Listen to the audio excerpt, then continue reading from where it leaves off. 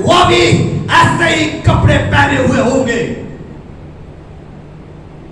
आज इस दुनिया में भी अगर आप देखें तो कई बार हमारे लिबास ऐसे होते हैं जो रास्ती के लिबास हैं जो कान पहनते थे, वज़ाक़ता तो कानून जैसी।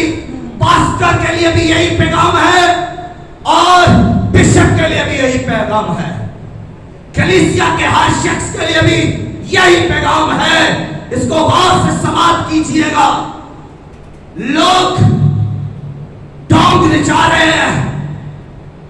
यीशु मसीह ने इसलिए अगुवानी और महीन कपड़ों का जिक्र किया है क्योंकि ये प्रीस्ट पहनते हैं और इसी वजह से ये अमीर लोगों का शौक है कि अच्छे से अच्छा कपड़ा, महंगे से महंगा कपड़ा पहना जाए।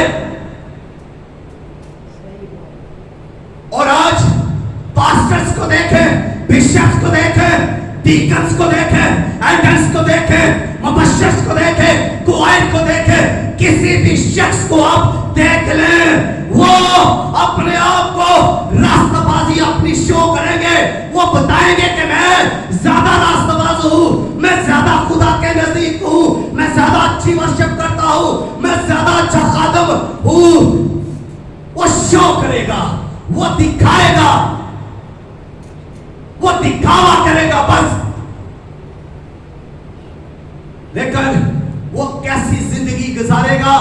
वो मसीहियत को तो पहनेगा, वो रास्ताबाजी को तो पहनेगा, वो चर्चा तो खुदा के कलाम का करेगा, वो जिक्र तो खुदा का करेगा, वो खुदा की प्यारी प्यारी बातें करेगा, वो हाथों पर संजील भी लेकर फिरेगा और सलीब का निशान भी लगाएगा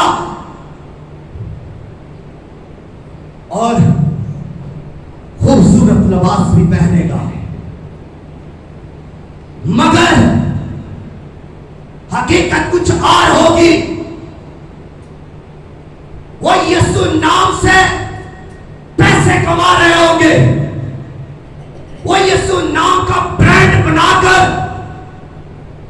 लोगों को पानी, तेल, कपड़ा, रुमाल सब बेच रहे होंगे। कलीसिया खबरदार रहिए। आज का मैसेज जो है ये वो आपके लिए भी है। होश में आइए।